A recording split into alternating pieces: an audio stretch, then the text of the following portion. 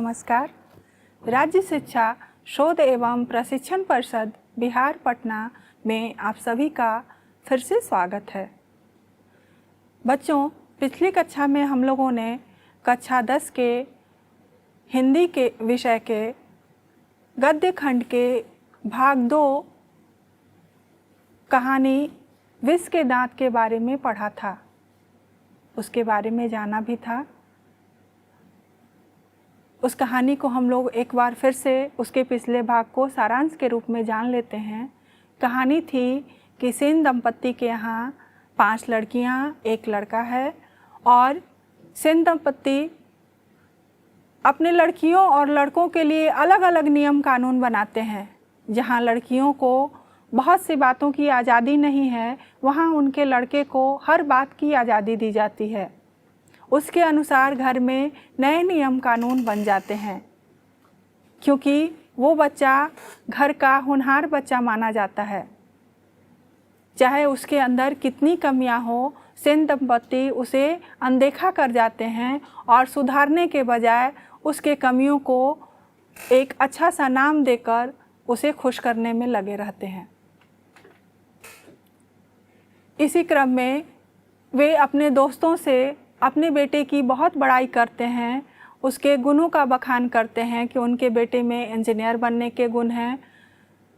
वो गाड़ियों को तोड़ता है, फोड़ता है, टायर की हवा निकाल देता है। तो इस काम को भी वो ये कहकर टाल देते हैं कि इन कामों को करने में इसे बहुत आनंद आता है।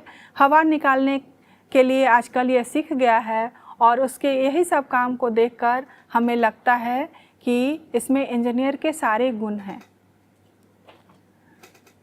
वे अपने घर के किरानी के बच्चे को छोटी छोटी गलतियों पर पीटते और डांटते भी हैं। दोनों बच्चों में बीच बीच में लड़ाई भी हो जाती है और खेलने के क्रम में अभी काशू और मदन में बहुत ही ज़बरदस्त झगड़ा हुआ है। दोनों ने आपस में मारपीट की है। आगे देखते हैं कि क्या होता है जब दोनों बच्चे अपने अपने घर लौटते हैं। मदन घर नहीं लौटा, लेकिन जाता ही कहाँ। 8-9 बजे तक इधर उधर मारा मारा फिरता रहा। फिर भूख लगी तो गली के दरवाजे से आहिस्ता आहिस्ता घर में घुसा। उसके लिए मार खाना मामूली बात थी। डर था तो यही कि आज मार और दिनों से भी बुरी होगी, लेकिन उपाय ही क्या था। वह पहले रसोई घर में घुसा। माँ नहीं थी। बगल के सोने वाले कमरे से बातचीत की आवाज़ आ रही थी। उसने इत्मीनान के साथ भरपेट खाना खाया। फिर दरवाजे के पास जाकर अंदर की बातचीत सुनने की कोशिश करने लगा। उसे बड़ा ताज्जुब हुआ। उसके बाबू गरज तरज नहीं रहे थे। उसकी अम्मा ने कोई बात पूछी जिसे वह ठीक से सुन नहीं सका, तो उसके बाबू ने झल्लाकर कहा, अरे भाई बतलाया तो। साहब ने सिर्फ यही कहा, आज से तुम्हारी कोई ज़रूरत नहीं, कल से मकान छोड़ देना और अपनी तनख्वाह ऑफिस से ले लेना। मदन के काम की कोई बात नहीं हो रही थी। उसकी सज़ा की तजवीज़ होती रहती तो सुनने की कोशिश भी करता वह। इसलिए मदन वहाँ से हट जाता है, उन बातों को सुनने की कोशिश नहीं करता है। बच्चों, इसके कुछ कठिन शब्द हैं, जैसे मामूली अर्थात साधारण, झल्लाना अर्थात क्रोध में चिल्लाना, तजवीज़ अर्थात फैसला या राय। इस भाग में हम लोगों ने देखा कि मदन अपने घर नहीं लौटता है और उसके घर नहीं लौटने का कारण उसके माता पिता से डांट खाना हो सकता है। लेकिन मदन था तो छोटा, आखिर वो कब तक बाहर रहता और कहाँ रहता। हार कर वो 8 बजे रात में घर आता है और पीछे के दरवाजे से, जिससे कि कोई उसे देख न सके, अपने घर में घुसता है। पहले किचन में जाता है तो देखता है कि माँ वहाँ नहीं है, तो वो पहले भरपेट खाना खाता है। मदन जो है वो पिटाई का आदी था। हर छोटी छोटी गलतियों पर उसे अपने माता पिता से पिटाई खानी होती थी। वो इस बात का तो आदी था, लेकिन उसे भय इस बात का था कि आज की पिटाई उसे और दिनों से ज़्यादा बुरी तरह से मिलेगी। उसकी पिटाई और ज़्यादा होगी आज, क्योंकि आज उसने कासू को बहुत बुरी तरह से पीटा था। कासू जो घर गया होगा और उसने अपने माता पिता से उसकी शिकायत की होगी, उसका भी कुछ परिणाम हुआ होगा। मदन इसी ऊहापोह में था कि आखिर अब क्या होगा। तभी उसे बगल वाले कमरे से अपने माता पिता की बात करने की आवाज़ आती है और वो चुपके से उनकी बातों को सुनने लगता है कि माता पिता कितने क्रोध में हैं, अब उसके साथ क्या होगा। वो सुनता है कि उसके पिताजी कह रहे हैं कि मालिक ने कहा है कि कल से तुम्हारी कोई ज़रूरत नहीं है, तुम हमारा घर खाली कर देना और अपने पैसे ऑफिस से ले लेना। मदन ये भी सुनता है कि यहाँ पे उसके मारपीट से संबंधित कोई बातें नहीं हो रही हैं, उसको सज़ा देने जैसी कोई बात नहीं हो रही है, इसलिए वो इनकी बातों को उतना महत्व नहीं देता है और वहाँ से हट जाता है। आगे देखते हैं कहानी क्या कहती है। वह दबे पांव बरामदे में रखी चारपाई की तरफ सोने के लिए चला तो अंधेरे में उसका पैर लोटे से लग गया। लोटे की ठन ठन की आवाज़ सुनकर गिरधर बाहर निकल आया। मदन की अम्मा भी उसके साथ थी। मदन चौंक कर घूमा और मार खाने की तैयारी में छाती को अपने हाथों से बांधकर खड़ा हो गया।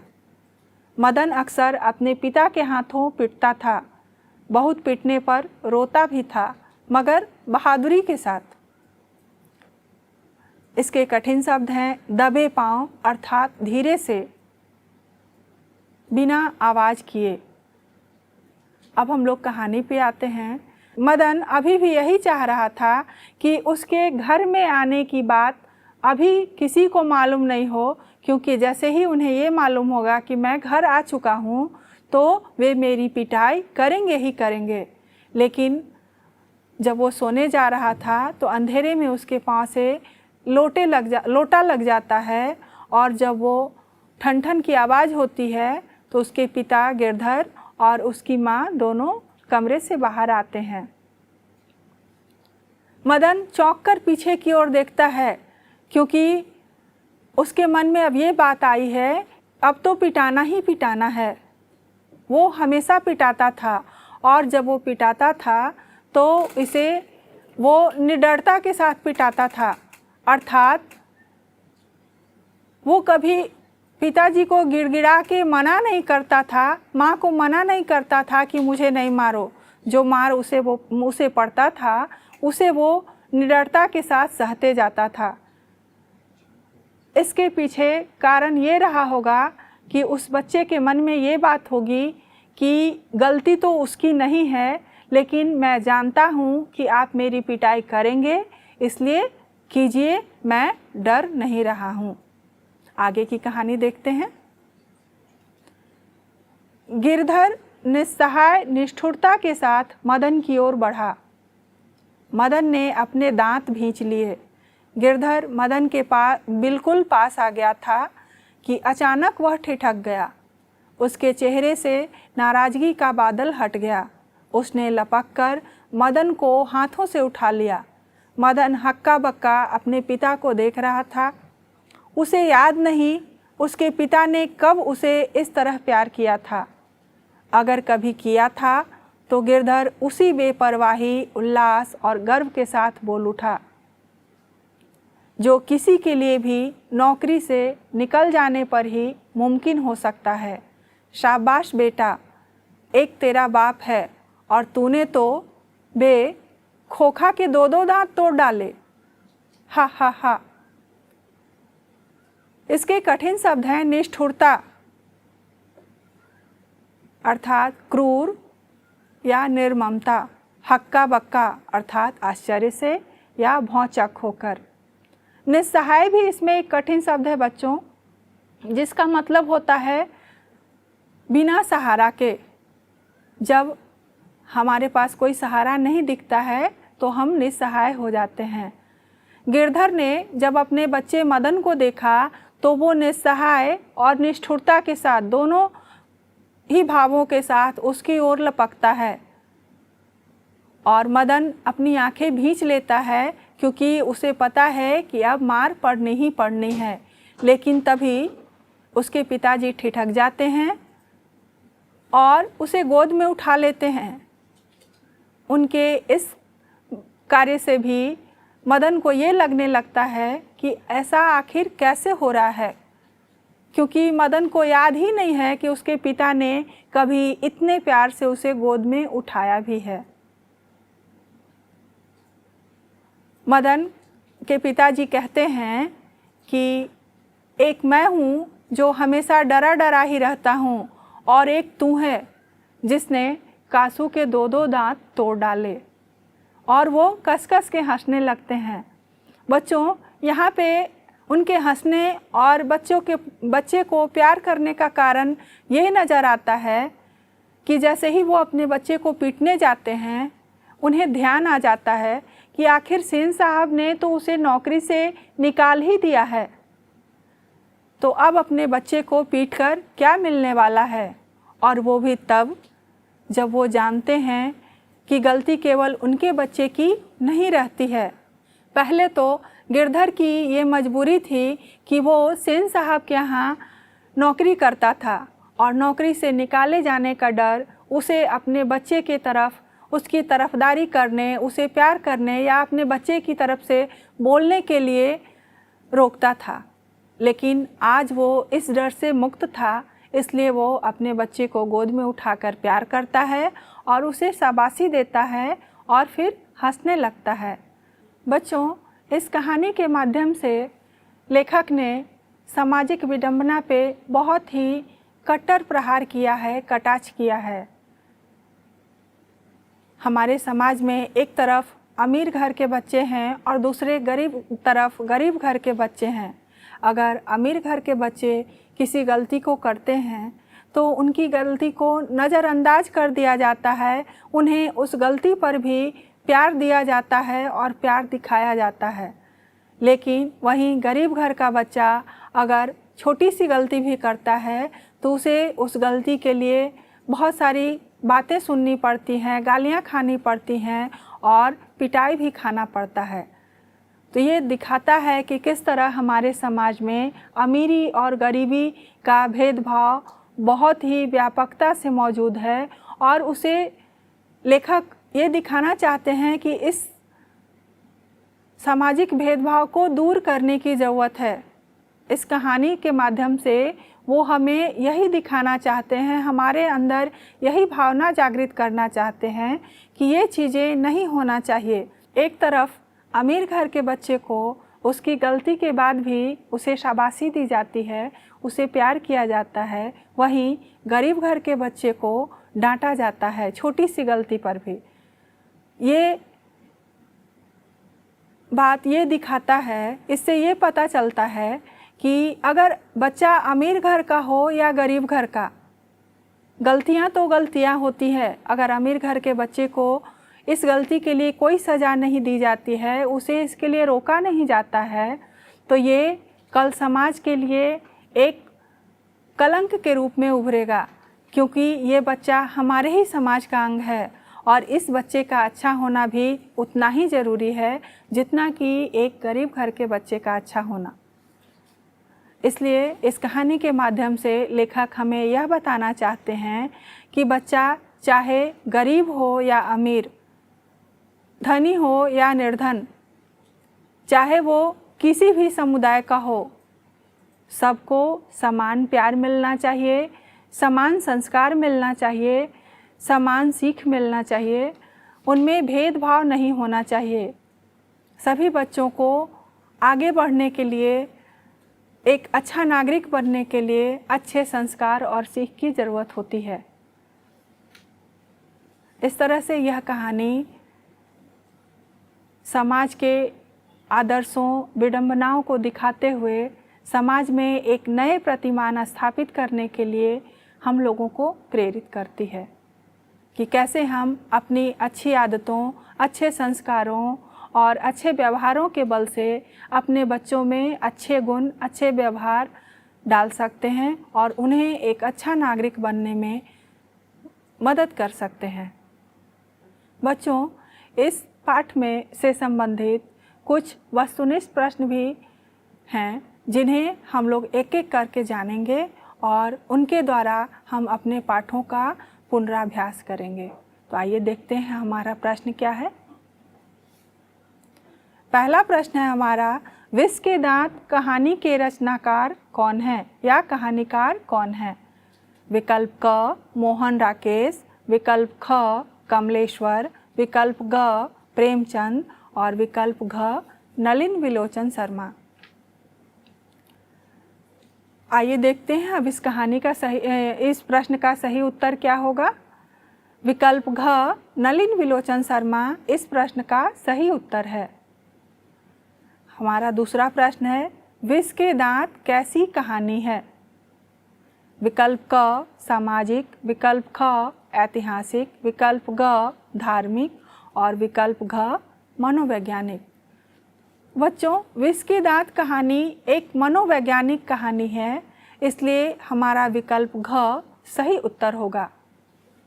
अगला प्रश्न है हमारा, सेन साहब अपने पुत्र को क्या बनाना चाहते थे? विकल्प क बिजनेसमैन या इंजीनियर, विकल्प ख वकील, विकल्प ग प्रोफेसर, विकल्प घ डॉक्टर। हम लोगों ने कहानी में ये जाना है कि सेन साहब अपने पुत्र को बिजनेसमैन या इंजीनियर बनाना चाहते थे, इसलिए विकल्प क हमारा सही उत्तर होगा। अगला प्रश्न है, खोखा खोखी का क्या अर्थ है? विकल्प क बच्चा बच्ची, विकल्प ख बाबा दादा, विकल्प ग भाई बहन, विकल्प घ चाचा चाची। खोखा खोखी एक बांग्ला शब्द है जिसका अर्थ होता है बच्चा बच्ची। तो हम लोग देखते हैं कि कौन सा विकल्प हमारा सही होगा। विकल्प क बच्चा बच्ची हमारा सही उत्तर है। आगे का प्रश्न देखिएगा बच्चों अपने स्क्रीन पर। नलिन विलोचन शर्मा के कहानियों में किसके तत्व समग्रता से उभर कर आए? विकल्प क राजनीतिकता का, विकल्प ख मनोवैज्ञानिकता की और विकल्प ग सामाजिकता का और विकल्प घ इनमें से सभी। नलिन विलोचन शर्मा की कहानियों में मनोवैज्ञानिकता के तत्व समग्रता से उभर कर आए हैं, इसलिए विकल्प ख हमारा सही उत्तर होगा। अगला प्रश्न है, नलिन विलोचन शर्मा का जन्म कब हुआ? विकल्प क 14 जनवरी 1915, विकल्प ख 18 फरवरी 1916, विकल्प ग 22 मार्च 1917, विकल्प घ 24 अप्रैल 1918। बच्चों, देखते हैं हमारा कौन सा विकल्प सही है। विकल्प ख 18 फरवरी 1916 हमारा सही उत्तर है। अगले प्रश्न की ओर बढ़ते हैं। नलिन विलोचन शर्मा की मृत्यु कब हुई? विकल्प क 12 सितंबर 1961, विकल्प ख 14 सितंबर 1961, विकल्प ग 16 सितंबर 1961 और विकल्प घ 18 सितंबर 1961। विकल्प क 12 सितंबर 1961 सही उत्तर है। इसी दिन नलिन विलोचन शर्मा जी की मृत्यु हुई थी। अगला प्रश्न है हमारा, दृष्टिकोण किनकी रचना है? विकल्प क प्रेमचंद, विकल्प ख प्रसाद, विकल्प ग नलिन विलोचन शर्मा, विकल्प घ मोहन राकेश। बच्चों, दृष्टिकोण नलिन विलोचन शर्मा जी का एक आलोचनात्मक रचना है, इसलिए विकल्प ग नलिन विलोचन शर्मा सही उत्तर होगा। अगला प्रश्न, सोफर शब्द का क्या अर्थ है? विकल्प क सभ्यता, विकल्प ख संबंध, विकल्प ग निर्ममता और विकल्प घ ड्राइवर।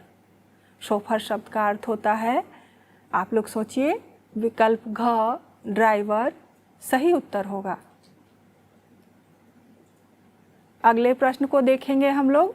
खोखा खोखी किस भाषा का शब्द है? विकल्प क तमिल, विकल्प ख भोजपुरी, विकल्प ग बांग्ला और विकल्प घ हिंदी।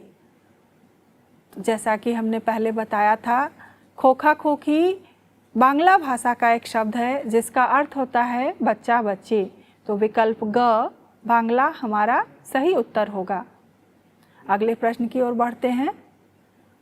विष के दांत कहानी किस वर्ग के अंतर्विरोधों को उजागर करती है? विकल्प क निम्न वर्ग का, विकल्प ख उच्च वर्ग का, विकल्प ग व्यापारी वर्ग का और विकल्प घ मध्यम वर्ग का। विष के दांत कहानी मध्यम वर्ग के अंतर्विरोधों को उजागर करती है, इसलिए विकल्प घ हमारा सही उत्तर होगा।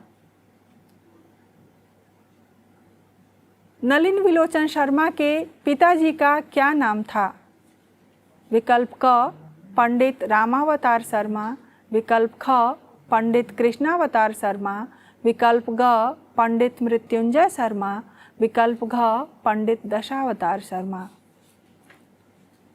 बच्चों, विकल्प क पंडित रामावतार शर्मा नलिन विलोचन शर्मा जी के पिताजी का नाम था, इसलिए ये सही उत्तर होगा।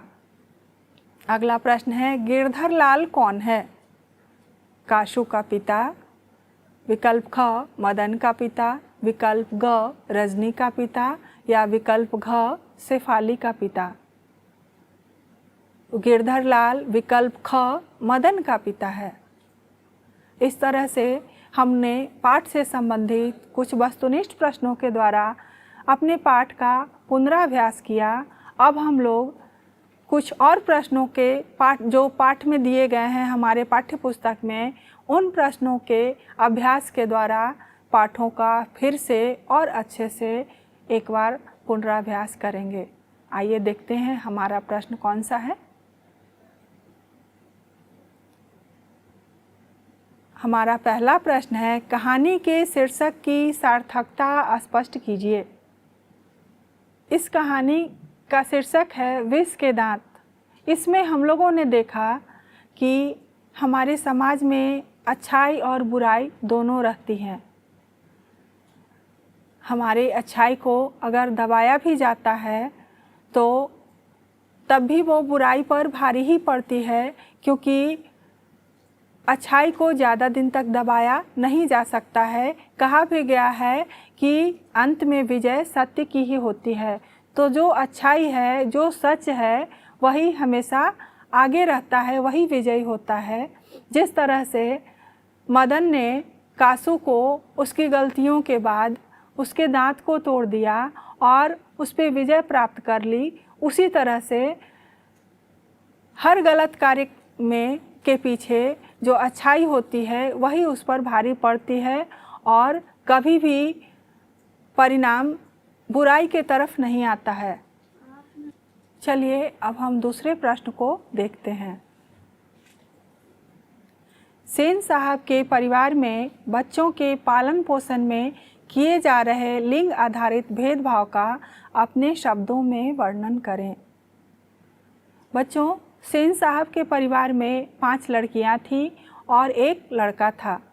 जहां सेन साहब अपनी लड़कियों के लिए बाहर आने जाने पे रोक लगाए हुए थे। कस के हंसना नहीं था, ज़्यादा बोलना नहीं था, कुछ छूना नहीं था, खेलना था तो केवल शाम में, और वो भी इसलिए कि उससे स्वास्थ्य में सुधार होता है, ये उन्हें बताया गया था। वहीं उस परिवार में बच्चा के लिए कोई रोक टोक नहीं थी। उस परिवार के नियम कानून उस बच्चे के हिसाब से ही बन गए थे। जो वो बच्चा करना चाहता था वो करता था, उसकी गलतियों को नज़रअंदाज कर दिया जाता था। इसलिए हम कह सकते हैं कि सेन परिवार में लिंग भेद आधारित भेदभाव बहुत किए जाते थे, क्योंकि जहाँ बच्चियों को सभ्य और सुसंस्कृत बनाने के लिए हर चीज़ पे रोक टोक लगाई जाती थी, वहीं उनके बच्चे को सभ्य और सुसंस्कृत बनाने के लिए किसी चीज़ पे रोक टोक लगाने जैसी किसी बात की वे ज़रूरत महसूस नहीं करते थे। आइए अब हम लोग अपने अगले प्रश्न को देखते हैं। खोखा किन मामलों में अपवाद था? खोखा जीवन के नियम और जीवन के मामलों में अपवाद था, क्योंकि खोखा जीवन के नियमों के अनुसार नहीं चलता था, नियम उसके अनुसार बनाए जाते थे। इसलिए कहा गया है कि खोखा जीवन के नियमों का अपवाद था। एक सामान्य जीवन जीने के लिए जिन नियमों की ज़रूरत होती है, खोखा उन नियमों के अनुसार नहीं चलता था, वो उसके ठीक विपरीत चलता था। अगला प्रश्न देखेंगे हम लोग। सेन दंपति खोखा में कैसी संभावनाएं देखते थे और उन संभावनाओं के लिए उन्होंने उसकी कैसी शिक्षा तय की थी? बच्चों, सेन दंपति खोखा को एक बिजनेसमैन या इंजीनियर बनाना चाहते थे, इसलिए उनमें बिजनेसमैन की संभावनाएं पहले दिखी, लेकिन फिर जब उन्हें लगने लगा कि इसमें व्यापारी बनने जैसा कोई गुण नहीं है, तब ये तो केवल तोड़ फोड़ करता है, वस्तुओं को बिगाड़ता है, काम को बिगाड़ता है, बनाना जानता ही नहीं है, तब उन्होंने उसमें इंजीनियर बनने की संभावना को देखना शुरू किया, क्योंकि उन्हें लगता था कि ये सारे गुण एक इंजीनियर के हैं। अगला प्रश्न हमारा, सप्रसंग व्याख्या करें। क, लड़कियां क्या हैं? कठपुतलियां हैं और उनके माता पिता को इस बात का गर्व है। बच्चों, सप्रसंग व्याख्या का मतलब होता है कि जो प्रसंग हमें दिया गया है वो कहाँ से दिया गया है, क्यों दिया गया है, किस संदर्भ में दिया गया है, इसके बारे में भी हम बताएं। तो इसे हम लोग लिखेंगे कि प्रस्तुत पंक्तियाँ हमारे पाठ्य पुस्तक के विष के दांत शीर्षक पाठ से ली गई है। इसके लेखक नलिन विलोचन शर्मा जी हैं। इन पंक्तियों के द्वारा लेखक यह कहना चाहते हैं कि सेन परिवार की जो लड़कियां थीं वो इतनी सभ्य और सुसंस्कृत थीं कि वो कठपुतलियों के जैसी लगती थीं, क्योंकि वो उतना ही करती थीं जितना उन्हें बताया जाता था। अगले प्रश्न को देखते हैं हम लोग। खोखा के दुर्ललित स्वभाव के अनुसार ही सेनों ने सिद्धांतों को भी बदल लिया था। बच्चों, जिस तरह से हमने प्रश्न क के उत्तर में बताया था कि सप्रसंग व्याख्या करने के लिए हम पाठ के संदर्भ को, पंक्तियों के संदर्भ को बताते हैं और वो किस संदर्भ में आया है ये बताना ज़रूरी होता है, तो उसी तरह इसमें भी हम बताएंगे कि ये हमारे पाठ्य पुस्तक के विष के दांत शीर्षक पाठ से लिया गया है और इसके द्वारा लेखक यह कहना चाहते हैं कि खोखा के दुर्ललित स्वभाव अर्थात लालन पालन के कारण बिगड़ा हुआ जो उसका स्वभाव है, उसके कारण उसके माता पिता ने अपने घर के सिद्धांतों को भी बदल दिया है। सेन परिवार ने उसके सिद्धांत को बदलकर उसी के अनुसार कर दिया है, जैसा उनका बेटा चाहता है उसी तरह से उनके घर के सिद्धांत उसके लिए बन गए हैं। अगला प्रश्न है हमारा, ऐसे ही लड़के आगे चलकर गुंडे, चोर और डाकू बनते हैं। बच्चों, इस पाठ में, इस प्रश्न में भी हम उसी तरह से संदर्भ का वर्णन करेंगे कि ये प्रश्न पंक्ति कहाँ से ली गई है और इसके लेखक कौन हैं। उसके बाद हम इसके अर्थ को बताएंगे। इसमें कहा गया है कि जब मदन ने सेन साहब की गाड़ी को छुआ था और उसके लिए उसकी पिटाई की गई थी, उसे धकेल दिया गया था सेन साहब के ड्राइवर के द्वारा, और तब गिरधर को बुलाकर सेन साहब ने कहा था कि अपने बच्चे को संभालो, उसे रोको, क्योंकि अगर इसका व्यवहार ऐसा ही रहा तो यह आगे चलकर गुंडा, चोर और मवाली भी बन सकता है। और गुंडा, चोर और मवाली की क्या हालत होती है, स्थिति उसकी क्या होती है, यह तुम समझ सकते हो। अगले प्रश्न की ओर बढ़ते हैं। हंस कौओं की जमात में शामिल होने के लिए ललक गया। बच्चों, ये संदर्भ तब का है इस प्रश्न की शुरुआत भी हम ठीक बाकी 3 प्रश्नों के अनुसार ही करेंगे। इन पंक्तियों के द्वारा लेखक यह कहना चाहते हैं कि एक दिन काशू जो है खेलते खेलते अपने अहाते से बाहर आ गया और गली में उसने मदन को मोहल्ले के कुछ आवारागर्द लड़कों के साथ खेलते देखा और उसका भी मन उनके साथ खेलने के लिए ललच गया। यहाँ पर मदन और उसके साथियों को कौवा और काशू को हंस की उपाधि दी गई है और कहा गया है कि हंस जो है वो कौवों के साथ खेलने के लिए ललक गया है, अर्थात काशू मदन और उसके साथियों के साथ खेलने के लिए ललक गया था। बच्चों, अब हम आगे के प्रश्न की ओर बढ़ते हैं। बच्चों, आगे का प्रश्न है हमारा, सेन साहब के और उनके मित्रों के बीच क्या बातचीत हुई और पत्रकार मित्र ने उन्हें किस तरह उत्तर दिया। आप लोगों ने कहानी में पढ़ा ही है कि जब उनके दोस्त घर आए थे तो उनके बीच क्या बातचीत हुई थी और पत्रकार महोदय ने क्या कहा था। पत्रकार महोदय ने बस इतना कहा था कि मैं अपने बच्चे को एक संस्कारी व्यक्ति पहले बनाना चाहता हूँ, बाकी उसकी जो मर्जी हो वो बनने के लिए स्वतंत्र है। अगला प्रश्न है हमारा, मदन और ड्राइवर के बीच के विवाद के द्वारा कहानीकार क्या बताना चाहता है। काशू और मदन के बीच झगड़े का कारण क्या था। इस प्रसंग के द्वारा लेखक क्या दिखाना चाहता है। महल और झोपड़ी वालों की लड़ाई में अक्सर महल वाले ही जीतते हैं, पर उसी हालत में जब दूसरे झोपड़ी वाले उनकी मदद अपने ही खिलाफ करते हैं। लेखक के इस कथन को कहानी से एक उदाहरण देकर स्पष्ट कीजिए। बच्चों, ये सारे प्रश्न जो हैं बहुत आसान हैं और इन सारे प्रश्नों का उत्तर हमने कहानी को समझाने के दौरान आपको बताया है। कुछ और प्रश्न भी हैं इससे संबंधित जिन्हें हम देखते हैं। रोज रोज अपने बेटे मदन की पिटाई करने वाला गिरधर मदन द्वारा काशू की पिटाई करने पर उसे दंडित करने की बजाय अपनी छाती से क्यों लगा लेता है। सेन साहब, मदन, काशू और गिरधर का चरित्र चित्रण करें। आपकी दृष्टि में कहानी का नायक कौन है? तर्कपूर्ण उत्तर दें। आरंभ से ही कहानीकार का स्वर व्यंग्यपूर्ण है, ऐसे कुछ प्रमाण उपस्थित करें। विष के दांत कहानी का सारांश लिखें।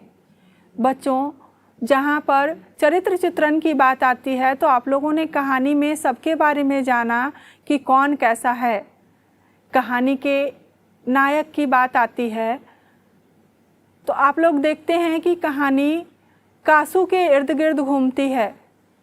इस कहानी में का सारा संदर्भ करीब करीब काशू से ही मिलता जुलता है, इसलिए हम काशू को इस कहानी का नायक कह सकते हैं। जब इस कहानी के सारांश को लिखने की बात आती है तो इस कहानी को आपने समझा है, पढ़ा है, उसे ही अपने शब्दों में जब आप लिख देंगे तो वो सारांश ही हो जाएगा, क्योंकि अपने शब्दों में जब हम उसे लिखना शुरू करेंगे तो वो कहानी उतनी विस्तृत नहीं जाएगी। इस तरह से हम लोगों ने इस कहानी के सभी प्रश्नों को देखा, जाना और उनके अभ्यास के द्वारा इस कहानी का भी पुनराभ्यास किया, इस कहानी की पुनरावृत्ति की। बच्चों, हम उम्मीद करते हैं कि ये कक्षा आप लोगों के लिए बहुत ही लाभदायक और उपयोगी सिद्ध हुई होगी। आप लोग इससे बहुत लाभान्वित हुए होंगे, बहुत कुछ सीखे होंगे। इसके प्रश्नों का आप लोग बहुत ही अच्छे से हल कर पाएंगे इस कक्षा के द्वारा, और आगे की कक्षा में हम एक नए विषय के साथ और अच्छी बातों के साथ आपके सामने फिर से उपस्थित होंगे। तब तक के लिए नमस्कार।